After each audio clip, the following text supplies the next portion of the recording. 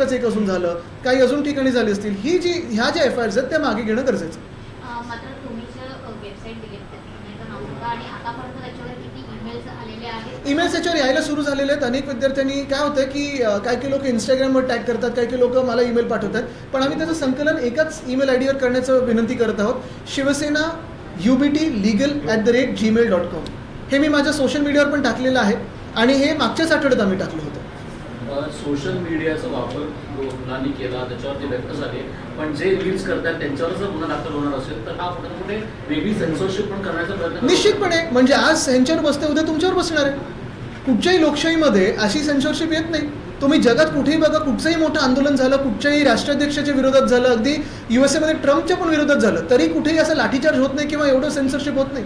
रील्सवरून जे गुन्हे दाखल होत आहेत त्याला सुद्धा लीगल हेल्प तुमच्याकडनं मिळणार, कारण त्या आंदोलकांवरचे गुन्हे नसतील ते निश्चितपणे आम्ही हे करत राहू, कारण हे सगळं आंदोलन आम्ही एकच पाहतो.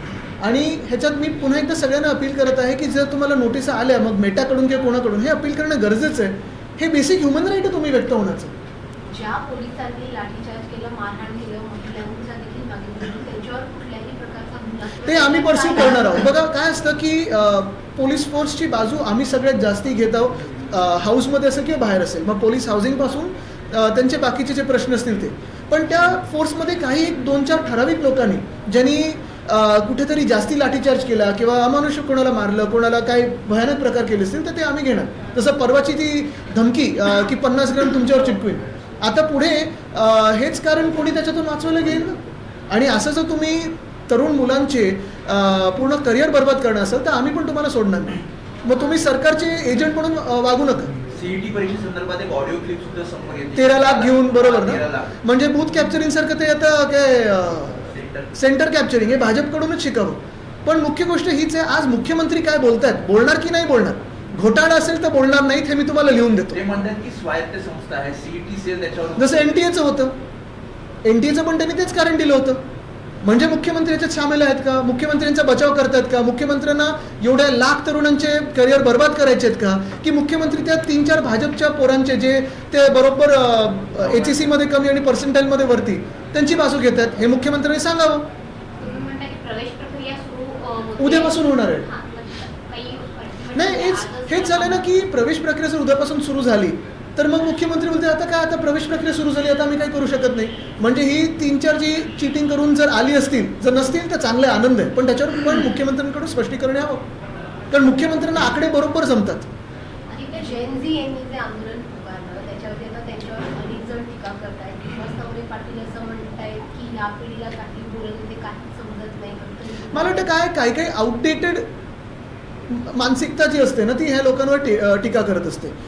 समाज हा वेळेप्रमाणे बदलत असतो आणि जर तुमच्या विरुद्ध कोणतरी बोललं तर हे खूपच भयानक प्रकारचे आहेत, खूपच लिबरल आहेत, खूपच असं आहे, बोलतात तर भीती काय, आणि तुम्ही असं का वागता की त्यांना तुमच्यावर बोलावं लागतं.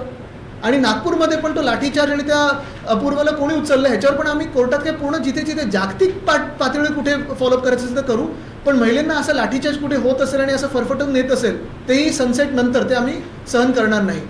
जेनझी पिढीवरची टीका होते, विशेषतः त्यांच्या रील्समध्ये वापरली गेलेली भाषा किंवा पोस्टर्सवरची भाषा ती बऱ्यापैकी अश्लील होती असं म्हणणं आहे आणि त्या दृष्टीने अनेक सेलिब्रिटीज मला वाटतं टीका करतायत. इंस्टाग्राम पहिलं म्हणजे सोशल मीडियाचा वापर कोणाला बदनाम करायला सुरू केलं असेल तर भाजपनी सुरू केला होता, आणि तेच आता त्यांना ते चावायला आलं तर जास्ती दुखतंय. पण जर कोणी खऱ्या गोष्टी बोलत असेल, कोणी व्यक्त होत असेल आणि मग तुम्हाला तुमच्याच भाषेत कोणीतरी उत्तर दिलं तर तुम्हाला प्रॉब्लेम काय.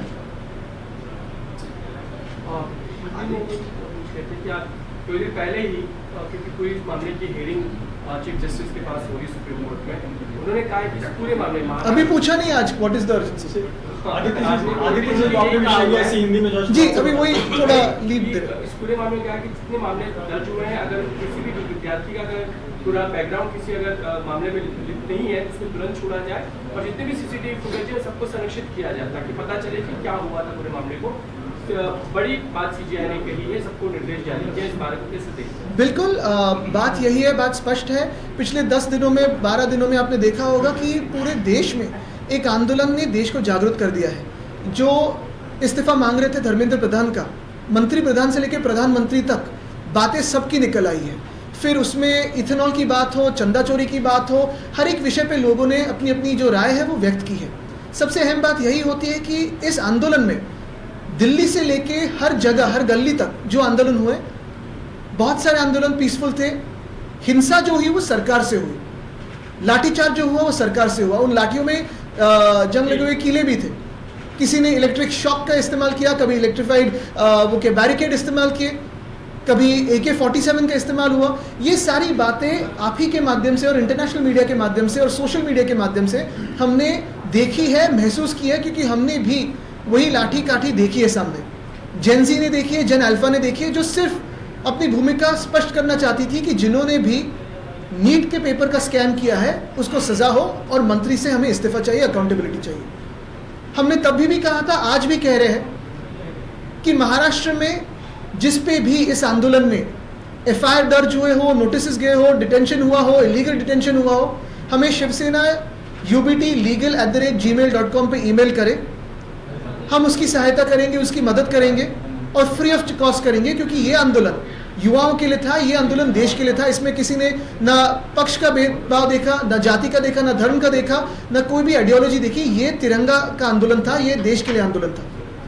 और यही बात है कि आज महाराष्ट्र के CM फडणवीस साहब उनकी बात स्पष्ट करें कि ये FIR पीछे लेने वाले हैं या नहीं। ये तो बात एक है, क्योंकि केंद्र सरकार ने तो वचन दिया है, लेकिन भाजपा कौन सी है जो वचन को पालती है। तो ये एक बात हुई, लेकिन हम हमारा वचन पालेंगे और जो भी शिवसेना ubt@gmail.com पे उनकी नोटिस FIRs हमें भेजेगा, उसके लिए हम महाराष्ट्र में लड़ेंगे केस। लेकिन जिस तरह से CJI ने खुद कह दिया है कि पूरे केसेस पीछे लिए जाने चाहिए, जिन किसी भी विद्यार्थी में मामला पहले दर्ज नहीं है, तो ऐसे सभी को तुरंत से आप बिल्कुल लेने तो चाहिए, जैसे हमने आर्य के केस में भी लिया था। और ये पीसफुल प्रोटेस्टर्स थे। आप किसके खिलाफ केसेस दर्ज कर रहे हो? विद्यार्थियों के खिलाफ, भारतीय नागरिकों के खिलाफ जो न्याय मांग रहे हैं। आदित्य, बिहार में ऑलरेडी नोटिस डाला गया है कि सरकार जो FIR कंप्लेंट्स उन्हें पीछे ले रही है, तो बाकी एनडीए गवर्नमेंट्स को क्या रोक रहा है? ईगो। और क्या है? महाराष्ट्र की सरकार क्यों रोकी है अभी तक? अगर बिहार की सरकार हो, असम की सरकार हो, लेट नाइट ये नोटिस जारी कर सकती है, तो महाराष्ट्र की सरकार क्या इंतजार देख रही है? क्यों इंतजार कर रही है? किसका इंतजार कर रही है? और क्या फिर MHCET स्कैम छुपाना चाहती है? आदित्य जी, जो CJP का प्रोटेस्ट दिल्ली में हुआ, दिल्ली पुलिस ने एक आंकड़ा जारी किया है कि उसमें किस प्रकार के लोग शामिल थे। तो 2873 लोग ऐसे थे जिन पर तरह तरह के गंभीर मामले हैं, जिसमें से 101 मर्डर केस के, मार्टिन टू मर्डर के 62, पॉस्को केस के 6, रेप केस के 61। इस प्रकार की एक सूची जारी की है, नंबर बताते हुए 2873 प्रोटेस्ट। तो पहली बात तो ये है, अगर ये इतने सारे क्रिमिनल्स वहां पहुंच सकते थे तो विद्यार्थियों को भी उनसे धोखा था। दूसरी बात, अगर इतने सारे क्रिमिनल्स पहुंच सकते थे तो दिल्ली पुलिस की फेलियर है और दिल्ली के होम मिनिस्टर की फेलियर है।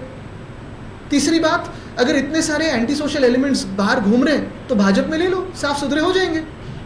आदित्य एक प्रश्न आहे मराठीत की धर्मेंद्र प्रधानांच्या राजीनाम्यानंतर जसा शिवाजी पार्कवर जल्लोष साजरा झाला, तेच धर्मेंद्र प्रधान काल जेव्हा संसदेत गेले तेव्हा भाजप खासदारांनी त्यांचं स्वागत केलं आणि ते सगळे फोटो आज पेपरमध्ये। बरोबर, कारण निर्लज्जपणा हा त्यांचा दिसायला लागलेला आहे।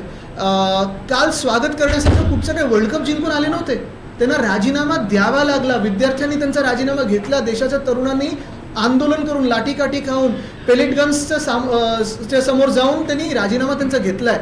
मला वाटतं काय की कुठेतरी लाज वाचवण्यासाठी काल त्यांनी त्यांचं स्वागत केलं, जंगी स्वागत केलं त्यांनी। बिहारमध्ये विद्यार्थी आणि आंदोलकांवरती AK-47 मधून गोळीबार करण्यात आले, त्यावरती बिहारमध्ये जे झालं एकदम भयानक प्रकार झाला। एकतर तिकडच्या तरुण विद्यार्थ्यांचं पुन्हा एकदा त्यांची आपण त्यांना सलाम केलं पाहिजे। ते जाऊन विचारत होते टीयर गॅस नाही आणला का वगैरे वगैरे, तरी देखील ते हटले नाहीत।